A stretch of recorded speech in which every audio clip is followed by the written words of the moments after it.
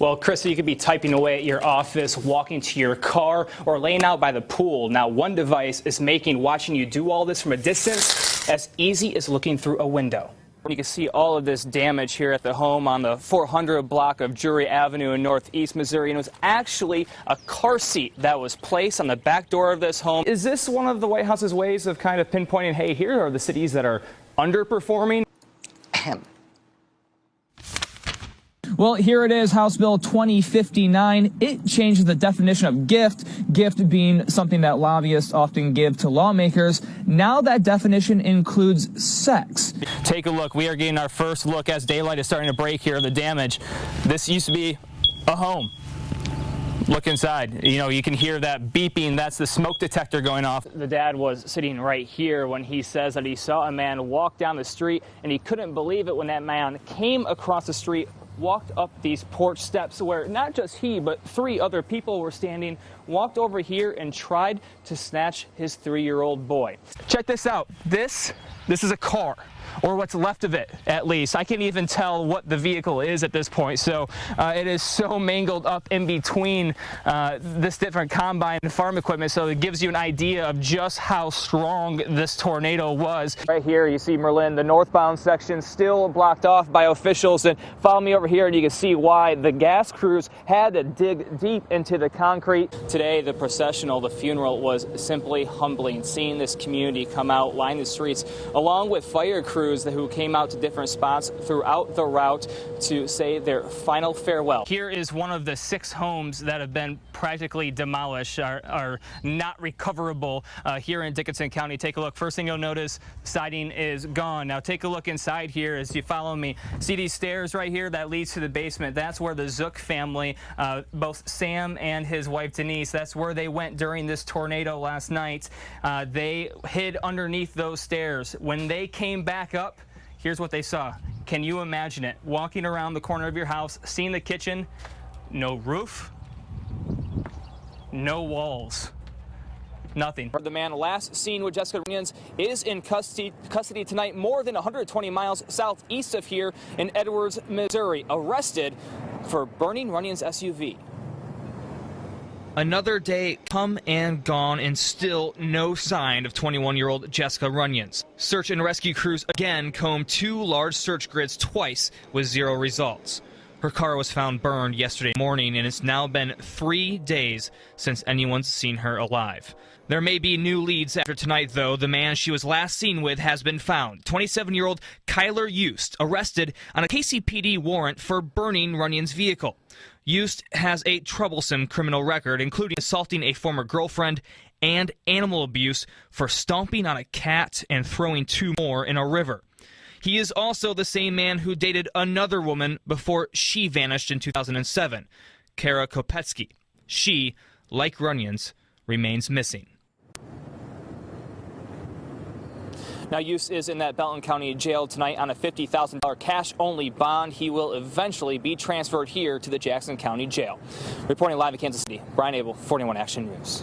The hopes are high, and also that they're looking for personality over policy. Mike, for Trump supporters, they're hoping he can rein in that temperament and look and sound presidential. And for Clinton supporters, they hope that she could connect on a personal level and stay above the fray.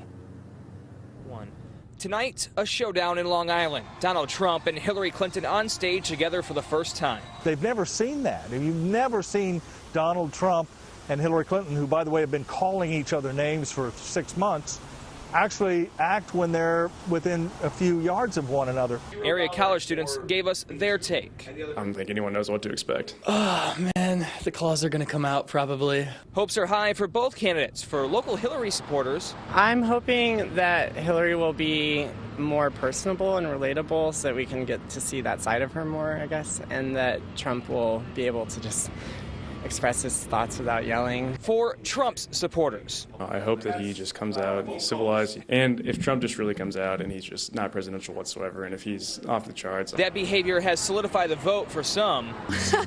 He's kind of done it in for me. I'm just not on board with just him as a person, really, and the way he treats people. But there's still undecided voters, raising the stakes. A large 34%, according to an NBC News Wall Street Journal poll. Voters like Alan Adams, who says he's looking for Clinton and Trump to tackle racial unrest and policing issues. Sincerity will sway his vote. They can give me something that they truly believe in and give me a plan of action that seems realistic. If either person falters tonight, it could really hurt their chances into the next debate. Of course it'll be exciting. I'll be watching every second of it. Brian Abel, 41 Action News. Tragedy on Schlitterbahn's Farouk. We are saddened to share that a young boy died. That young boy is Kansas City lawmaker Scott Schwab's son, Caleb. Witnesses describe the boy going down the steep 168-foot drop of the world's tallest water slide Sunday afternoon, then going airborne over the next hill, colliding with a safety net. Schlitterbahn closed the park and blocked access to the slide. Park guest Jessica Lundquist says families were scrambling to find out what happened. I just saw everyone's faces as they waited and, to see if it was their loved ones that were affected. A spokesperson says it is the first death on the slide.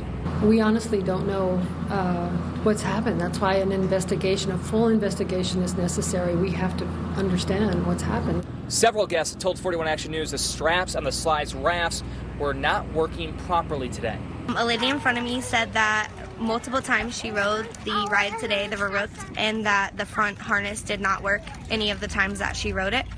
The water park now working to discover how this Sunday at the park took a tragic turn. I mean, they let you sign up without having an age barrier, so you think your kids are safe, and they're not. All right, our thanks to Brian Abel from affiliate KSHB for that report. Right now, the ATF's highly trained fire investigation team is en route from places across the country to come here. Tomorrow, they will start looking underneath that rubble and start piecing together what happened with the Kansas City Fire Department as well as the Bomb and Arson Squad to find out exactly what caused this deadly fire. After more than 20 hours, fire crews still battling the fire that killed 2 Kansas City firefighters. At the same time, investigators are digging through the rubble, looking for a cause. It's not going to be something that happens quickly, particularly with a building collapse at the magnitude of what we have here. The calls near Independence and Prospect came in shortly before 7:30 Monday night. On initial calls that indicated the fire was visible from the structure. A 3-story building with businesses and apartments engulfed in flames. Firefighters rescued at least 2 people in the roughly 25 minutes before the building started to deteriorate. Evacuation was ordered at 7:52. Meaning every fire personnel is ordered out of the building, a head count is taken, and crews are to clear to a safe distance. All firefighters made it out of the building, but not all were clear when 15 minutes later. Command, did you copy major collapse on the west side? Major collapse. At approximately 8:07, a collapse was reported on the east side of the structure. 2 Mayday calls were received from the collapsed area indicating firefighters in urgent distress. 5 minutes after the first of 4 firefighters were on their way to the hospital, 2 firefighters, Larry Leggio and John Mesh, did not survive. Now investigators will comb through evidence to piece together what they say is now a personal matter. To the untrained eye, a lot of it is just junk. But to these guys, it's the pieces of the puzzle that they put together to figure out what caused this. And the ATF says it will release a preliminary report with what they believe if it was intentionally started or not in the next 4 to 6 days, but the overall investigation could last up to a year, if not more. Mike Rhiannon.